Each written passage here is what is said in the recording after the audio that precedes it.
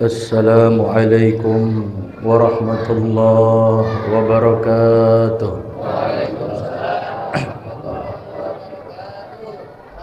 Alhamdulillah. Alhamdulillahi wa kafa, wassalatu wassalamu ala nabiyil mustafa wa ala alihi wa ashabihi ahli sidqi wal wafa. Al-mukarramun, para habaib, para asatidz, wabil khusus orang tua kita, guru kita Al-Habib Saleh bin Husain Ali Drus Mata'anallah bituli hayatih wa nafa'ana bi ulumi, amin amin ya rabbal alamin. Kita yakin seyakin-yakinnya dengan sebab keberadaan dzurriyyah min dzurriyyati Rasulillah sallallahu alaihi wasallam, para habaib yang ada di kampung kita ini, wabil khusus sahibul maqam, dengan keberadaan mereka semua kita diberikan keamanan dan keberkahan oleh Allah Subhanahu wa taala. Amin amin ya rabbal alamin. Para jemaah yang sama-sama dimuliakan oleh Allah Subhanahu wa taala, uhayyikum tahiyatan azimah, tahiyatan mubarakah min indillah. Kita ucapkan puji syukur kehadirat Allah Subhanahu wa taala yang alhamdulillah sampai saat ini kita masih diberikan panjang umur, sehat wal afiah oleh Allah Subhanahu wa taala, sehingga kita dapat melangkahkan kedua kaki kita ke tempat yang mulia ini, yang merupakan baitun min buyutillah, yang merupakan satu tempat rumah daripada rumahnya Allah Subhanahu wa taala. Karena tidak mudah para jamaah sekalian, sekalipun kita memiliki panjang umur, sehat wal afiah, untuk dapat melangkahkan kedua kaki kita, mengayunkan tangan kita ke tempat yang mulia ini, kalau bukan karena taufik dari Allah Subhanahu wa taala. Makanya Rasul sallallahu alaihi wasallam memberikan informasinya di hadapan para sahabat. Bila mana kalian mendapatkan seorang laki-laki ya'tadul masajid, seorang mukmin, seorang muslim, dia membiasakan dirinya untuk masuk ke dalam masjid, maka Nabi katakan fashhadu lahu bil iman, maka saksikanlah bahwa orang tersebut adalah orang yang benar-benar beriman kepada Allah Subhanahu wa taala. Mudah-mudahan kita semua terbilang daripada orang-orang yang beriman kepada Allah Subhanahu wa taala. Para jemaah yang dimuliakan oleh Allah Subhanahu wa taala, pada malam yang berbahagia ini, malam yang penuh barakah, Al-Fakir akan mengutip satu makalah, perkataan daripada seorang ulama. Perkataan ini, makalah ulama ini penting untuk kita perhatikan, karena kalau kita tidak amalkan, akibatnya akan fatal, akan mempengaruhi ibadah kita para jamaah sekalian. Apa perkataan ulama tersebut? Faman kana minkum 'aqan lil walidain falyu'ahidillah fi hadha ash-shahri ala ayyabirrahuma wa yuhsina lahuma wa yatluba ridahuma. Kenapa ucapan makalah ini Al-Fakir angkat pada malam hari ini? Karena begitu penting untuk kita amalkan. Apa kata ulama tersebut? Faman kana minkum 'aqan lil walidain. Siapa orang yang di antara kalian, siapa orang yang di antara kita masih ada yang durhaka kepada kedua orang tuanya, Sudah masuk bulan puasa tapi kita masih durhaka kepada kedua orang tua kita, masih durhaka kepada ibu kita, masih durhaka kepada bapa kita. Para jamaah sekalian, maka kata ulama tersebut, fal yu'ahidillaha fi hadzal syahri, maka buatlah perjanjian kepada Allah Subhanahu wa taala untuk engkau dapat berbakti ala ayyabirrahuma, untuk dia dapat berbakti kepada kedua orang tuanya. Wa yuhsina lahuma, untuk dia dapat berbuat baik kepada kedua orang tuanya. Wa yatluba ridahuma, untuk dia dapat mencari, menuntut keredaan kedua orang tuanya. Fi hadzal syahri, pada bulan ini kata ulama, yaitu ai fi hadzal syahr Ramadan, pada bulan suci Ramadan. Jadi di bulan Ramadan ini para jamaah sekalian, kalau masih ada di antara kita yang tidak mau berbakti kepada kedua orang tua kita, yang masih durhaka kepada kedua orang tua kita, Rasul sallallahu alaihi wasallam beliau mengatakan Allah Subhanahu wa taala tidak menerima amalan ibadah sunnah, dan juga Allah taala tidak akan menerima amalan ibadah yang fardu, insyaallah. Makanya dulu di zaman Rasul sallallahu alaihi wasallam ada seorang anak yang durhaka kepada ibunya. Jadi yang namanya anak durhaka itu bukan zaman sekarang aja. Jadi anak yang durhaka itu di zaman Rasul sallallahu alaihi wasallam aja sudah ada para jamaah sekalian. Siapa dia? Dikatakan dalam satu kitab, kana ala ahdi Rasulillah sallallahu alaihi wasallam rajulun yusamma Alqamah. Di zaman Nabi kita Nabi Muhammad sallallahu alaihi wasallam ada seorang laki-laki yang bernama Alqamah. Namanya Alqamah. Ini Alqamah ini bagaimana? Wa kana katsiral ijtihad azimas sadaqah. Alqamah ini merupakan dia orang yang sungguh-sungguh dalam melaksanakan ibadah kepada Allah. Banyak ibadah kepada Allah, banyak melakukan amal soleh, banyak melakukan amal kebajikan.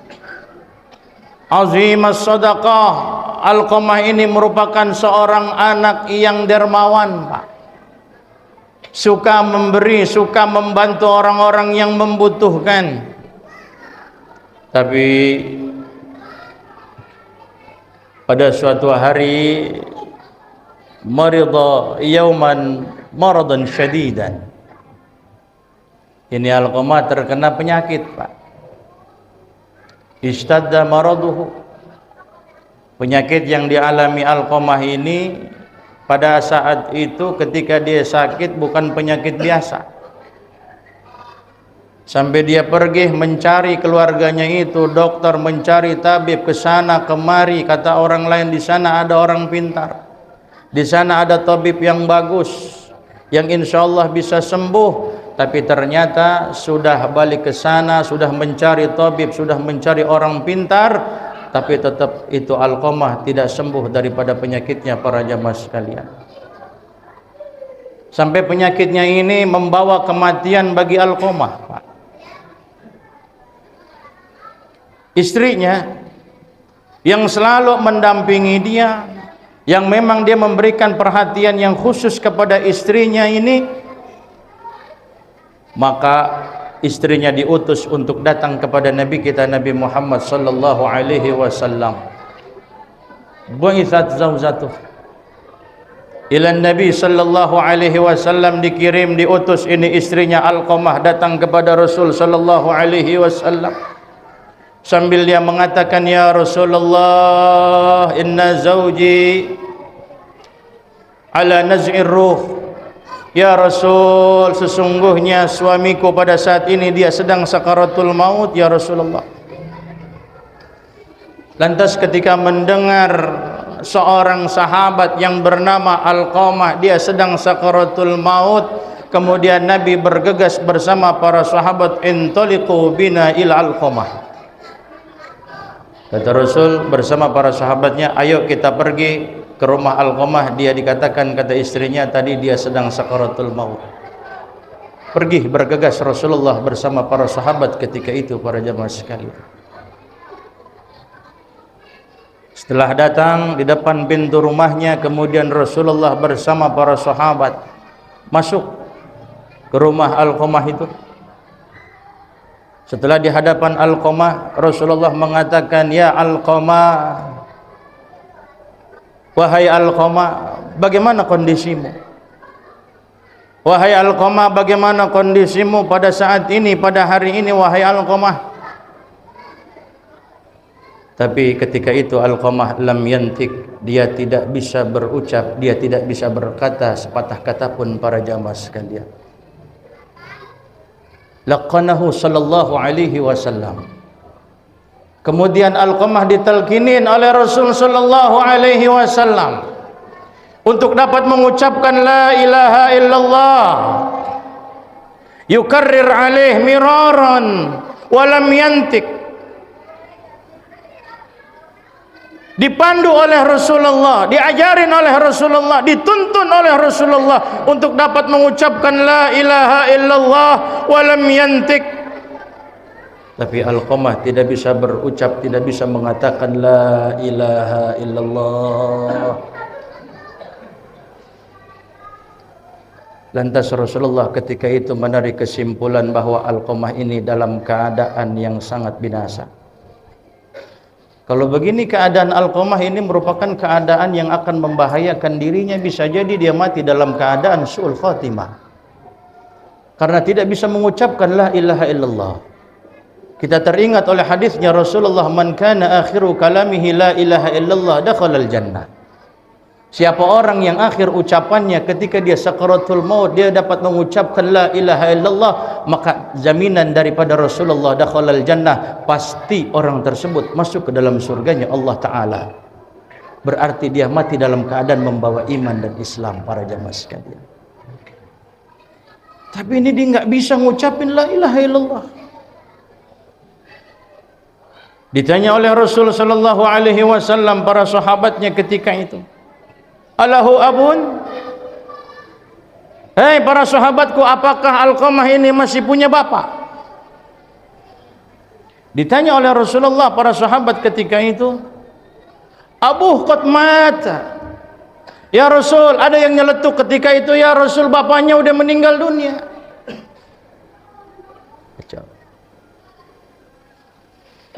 Tapi dia masih memiliki seorang ibu. Anna lahu umman kabiratas sinni. Kata salah seorang sahabat, sekalipun bapaknya udah meninggal dunia, tapi ini Alqamah dia masih punya ibu, namun ibunya sudah tua renta.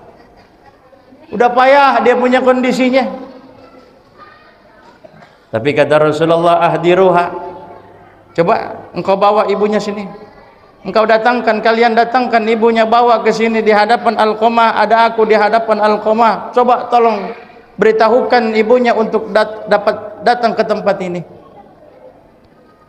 Akhirnya datang ibunya, dipapah para jamaah sekalian dengan sangat yang sudah letih, sudah lesu, sudah lemah, tak berdaya ibunya. Dipapah ibunya, datanglah ke tempat rumahnya Alqamah para jamaah sekalian. Ketika itu ada di hadapan Rasul sallallahu alaihi wasallam. Setelah datang, ibunya ditanya oleh Nabi kita Nabi Muhammad, ya ummah Alqamah, wahai ibu Alqamah, apa yang dulu pernah dilakukan Alqamah ketika dia masih sehat? Maka ya'mal, apa yang dulu pernah ia lakukan sebelum hari ini? Apa yang telah diperbuat oleh anakmu wahai ibu? Dijelaskan oleh ibunya di hadapan Rasulullah beserta sahabat-sahabat yang lainnya ketika itu. Apa jawaban si ibu? Ya Rasul, kana yusalli wa yatasaddaqu wa yasumu. Ya Rasul, putraku ini dia rajin sholat, Ya Rasul, putraku ini dia rajin sedekah. Ya Rasul, putraku ini dia rajin puasa. Ingetin tuh, rajin puasa. Puasa Ramadan dikerjain, puasa sunnah pun begitu juga dikerjakan tuh. Ini pengakuan daripada ibunya, dikarenakan ibunya menyaksikan apa yang pernah dulu diperbuat oleh Alqamah yang merupakan putranya. Wa kana fa'ilan lil khair. Putraku ini orang yang banyak melakukan kebaikan, banyak melakukan amal kebajikan. Terkenal di kampungnya putraku ini adalah orang yang rajin untuk bersedekah. Ya Rasulullah. Tapi apa kata ibunya ketika itu? Sekalipun dia rajin ibadah, sekalipun dia rajin puasa Ramadan, puasa sunnahnya, Senin Kamisnya dijalankan oleh dia, ya Rasulullah, walakinni sakhitatun alaih, akan tetapi aku murka kepada putraku ini. Kana yu'thiru zaujatahu ala ummi, dia lebih mengutamakan istrinya ketimbang ibunya. Dia tidak memperhatikan ibunya, dia tidak mau memperhatikan diriku, ya Rasulullah. Dia tidak mau bagaimana kondisi ibunya sekarang. Dia tidak pernah datang untuk bersilaturahmi kepadaku, ya Rasulullah. Dia enggak mau menengok-nengok aku, ya Rasulullah, padahal keadaanku sudah begitu lemahnya. Aku sudah dalam keadaan sakit-sakitan. Dia lupa akan jasaku, ya Rasulullah. Lebih cinta kepada istri ketimbang cinta kepada ibu. Dia lupa ibunya, para jamaah sekalian. Ini bukan berarti kita nggak boleh memperdulikan, memperhatikan istri kita. Kewajiban kita untuk memperhatikan istri kita, kewajiban kita untuk memberikan nafkah kepada istri kita, kepada anak kita. Tapi ingat, di samping itu jangan kau lupakan ada manusia yang berkeramat di dalam rumah tangga kita, yaitu ibu kita, para jamaah sekalian. Ini dia lupa akan ibunya. Dia lebih memperdulikan istrinya, dia lebih memperhatikan istrinya ketimbang ibundanya. Setelah mendengar ini, kemudian Rasul sallallahu alaihi wasallam merintahkan kepada salah seorang sahabat, "Intalik ijma hataban hatta uhriqahu binnar." Kata Rasul di hadapan para sahabat, di hadapan ibunya Alqamah, di hadapan istrinya Alqamah, beliau mengatakan, kalau begitu, engkau pergi wahai sahabat, engkau cari kayu bakar sehingga dapat menyala kayu bakar tersebut, hatta uhriqahu binnar, sehingga Alqamah ini aku bakar saja dengan kayu bakar nanti yang akan bergolak-golak. Jadi Rasul pengen bakar Alqamah. Tapi kasih sayang rahmat seorang ibu kepada anak, para jamaah sekalian. Ketika Rasulullah berucap demikian, maka seorang ibu tersebut dia mengatakan, "Madza ta'mal ya Rasulullah?" Apa yang kau akan perbuat, apa yang kau akan lakukan kepada Alqamah putraku itu, ya Rasulullah? La taf'al bi waladi wa thamarati fuadi ya Rasul. Jangan kau lakukan hal itu kepada putraku, kepada pelipur laraku, buah hatiku, ya Rasulullah. Lihat Pak, kasih sayang seorang ibu kepada anak sekalipun hatinya sudah tersayat-sayat, tersakiti oleh perbuatan anaknya. Kemudian bagaimana setelah itu, para jamaah sekalian? Kata Rasul sallallahu alaihi wasallam, "Wahai ibu, azabullah asyad." Bu, bahwa yang namanya azab Allah, bahwa yang namanya siksa Allah subhanahu wa ta'ala teramat sangat pedih ketimbang Alqamah aku bakar pada saat ini, kalau memang aku jadi bakar itu Alqamah. Api dunia tidak ada apa-apanya dibandingkan dengan api akhirat, dibandingkan dengan api neraka, wahai ibu. Azabnya Allah, siksanya Allah lebih dahsyat daripada panasnya api dunia. Rasul bilang begitu. Dan Allah Subhanahu wa taala tidak akan menerima puasanya Alqamah. Allah taala tidak akan menerima salatnya Alqamah. Allah Subhanahu wa taala tidak akan menerima sedekahnya Alqamah kecuali engkau wahai ibu, engkau redha, engkau ikhlas dengan apa yang telah diperbuat oleh anakmu. Jadi amalan ibadah kita, kalau kita durhaka sama kedua orang tua kita, apalagi ibu kita yang telah melahirkan kita, para jamaah sekalian, jangan harap solat kita, jangan harap sedekah kita, jangan harap puasa kita bisa diterima oleh Allah Subhanahu wa taala. Kecuali engkau redha wahai ibu, baru dapat diterima dia punya rangkaian ibadahnya. Setelah mendengar hal ini, lalu bagaimana para jamaah sekalian? Di hadapan para sahabat ketika itu, ibunya mengatakan, "Ya Rasulullah, ushidullaha wa ushiduka." Ya Rasul, aku angkat Allah sebagai saksi. Ya Rasul, aku angkat engkau sebagai saksi. Pada saat ini, pada hari ini, pada detik ini, kesalahan yang telah diperbuat oleh putraku, kesalahan yang telah diperbuat oleh anakku, aku ridhoi, aku ikhlaskan, aku maafkan kesalahan daripada putraku itu ya Rasulullah, sekalipun hatiku tersakiti oleh perbuatan anakku. Diridhoin, diampunin, dimaafin kesalahan putranya oleh ibunya. Setelah dimaafin, diampunin, diridhoin, diikhlasin sama ibunya, kemudian ditalkinin lagi oleh Rasulullah, ya Alqamah, qul la ilaha illallah. Wahai Alqamah, baca la ilaha illallah. Ketika itu barulah Alqamah dapat mengucapkan la ilaha illallah. Pelajaran bagi kita semua para jamaah sekalian. Setinggi apapun ilmu kita, setinggi apapun jabatan kita para jamaah sekalian, kalau kita durhaka kepada kedua orang tua kita, khususnya adalah ibu kita, maka kita tidak akan mendapatkan keberkahan dunia wal akhirah para jamaah sekalian. Kalau kita mau tanya kepada orang-orang yang sukses di alam dunia ini, apa kiat kunci keberhasilan mereka di alam dunia ini? Maka jawabannya tentunya adalah mendapatkan keberkahan dan juga doa seorang ibu para jamaah sekalian.